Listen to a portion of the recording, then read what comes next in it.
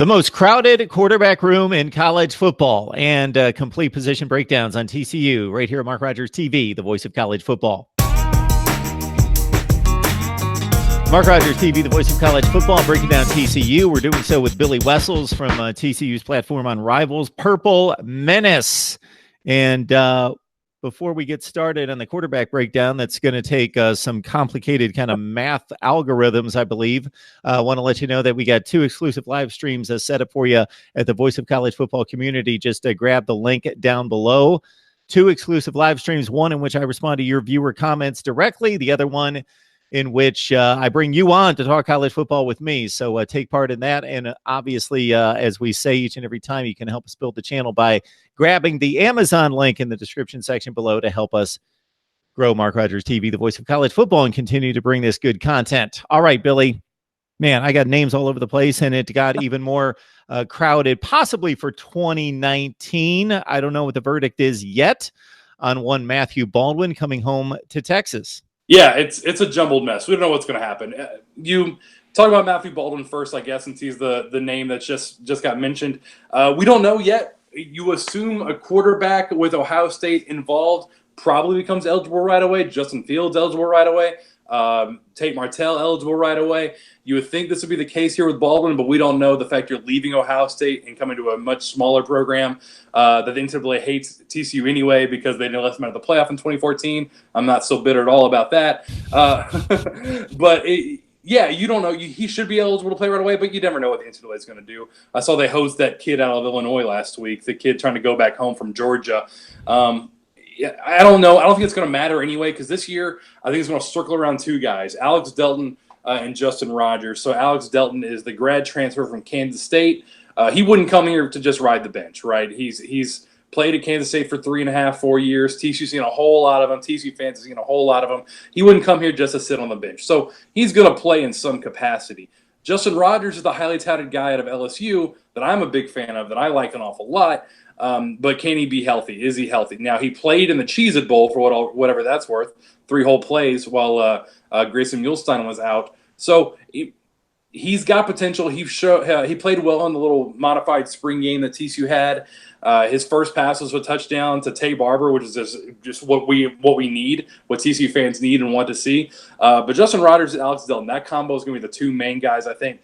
And this team, everywhere else, is loaded. If Justin Rogers can take a big leap as a freshman, as a redshirt freshman, he can be, I'm just going to say Trevor Lawrence because he's the cream of the crop, but as a freshman that can come in and make an immediate impact, TCU can contend for the Big 12 title and maybe make a playoff spot. If he can't, or if they have to rely on Alex Delton, this is probably looking like an 8 or 9 win team because the quarterback makes that big of a difference in a conference where a lot of points are scored. So Delton is a guy we like what we saw a little bit in the spring. His arm is better than we ever saw when he was at Kansas State. He was a guy that, because of Kansas State's offense, they had a little more run heavy. You didn't see him throw the ball an awful lot, but he's very fast. So they can find a way to use Justin Rogers' arm and Alex Delton's legs. You got a great quarterback. Their powers combined can be impressive. But we don't know what we're going to have yet. Mike Collins didn't play in the spring.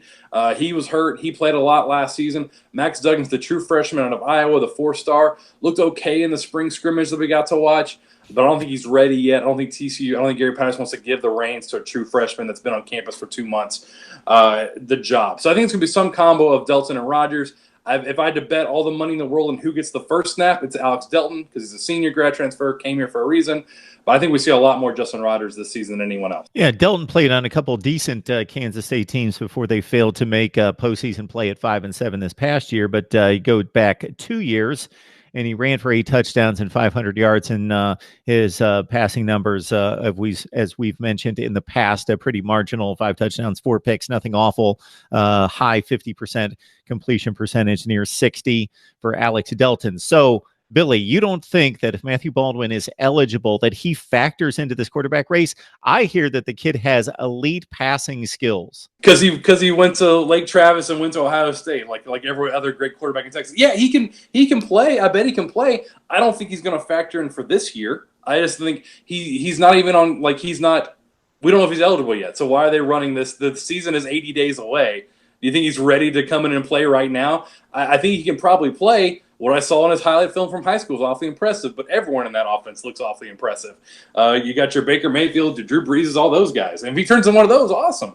But I'm just going to go with the Devils we know versus the ones we don't know right now. And I'm going to say, if I had to bet, I bet Delton and Rodgers are the guys this year. Maybe Baldwin's a factor next year. There is no question that he would be at a disadvantage. And there are better options in regards to if everything's equal in terms of a kid knowing and being acclimated to the playbook, the system, his teammates, everything else. Joe Burrow stepped on campus the first week of August at LSU last year and played a pretty good season, and then he finished in the top 10. So it can be done. But LSU's never had a good quarterback. Literally Never's a long time, but yeah, I get your point. They're not quarterback reliant. Yeah, but they're an offense that doesn't really play. They don't play in the Big 12. That's just I'm going to say, like the SEC offense, you're going to score 6 points, you're going to win, or whatever. In the Big 12, you need someone who can throw and make all the plays, and maybe Baldwin can do that. I just think the difference from playing against the SEC and the Big 12 is your quarterback play. That's why I think it's so important. If you put this TCU team in the SEC.